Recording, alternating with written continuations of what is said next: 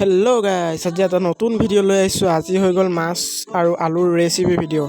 এইফালে চাওঁ, আমাৰ মাছ ৰেডি হৈ আছে আৰু এইফালে পিঁয়াজ আৰু নহৰু আদাৰ পেষ্ট, তেলো গৰম হৈ আছে কেৰাহীখন দেখি ইগন'ৰ কৰিব দেই গাইছ। আৰু এইফালে আলু বইল কৰি থৈ দিয়া হৈছে মাছৰ লগত বনাব। আৰু এইফালে আমাৰ মাছ বৰ্তমান ফ্ৰাই হৈ আছে। আৰু এইফালে মাছ ফ্ৰাই হৈ মই এইফালে আলুখিনি পিটিকা কৰি লৈছোঁ। অলপ গুড়া কৰি দিছোঁ আলুখিনি আৰু এফালে আমাৰ মাছো ফ্ৰাই কৰি প্ৰায়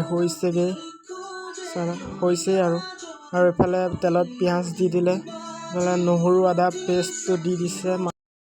এইফালে নহৰু আদা পেষ্ট আৰু পিঁয়াজ দি ফ্ৰাই কৰি অলপ হিলাই দিছে। আৰু কথা ক'ব ভালকৈ নাজানো গাইজ, যদি ভুল হৈছে ক্ষমা কৰিব, নতুনকৈ বনাইছোঁ আৰু এইফালে হালধি গুড়ি দিয়াৰ পাছতে আকৌ আলুখিনি, যিখিনি পিটিকা কৰি থোৱা আছিলে, সেই আলুখিনি দি দিয়া হৈছে।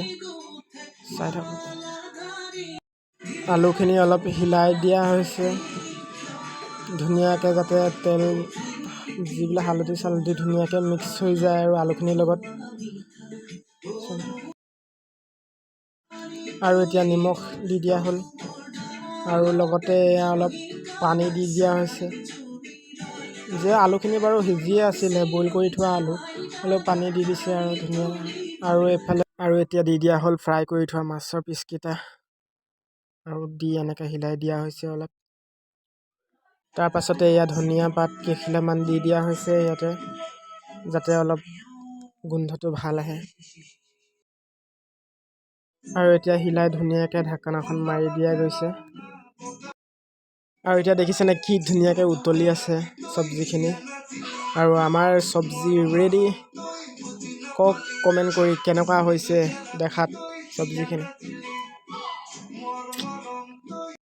যদি ভাল পালে ভিডিঅ'টো প্লিজ লাইক কৰিব, কমেণ্ট কৰিব, শ্বেয়াৰ কৰিব।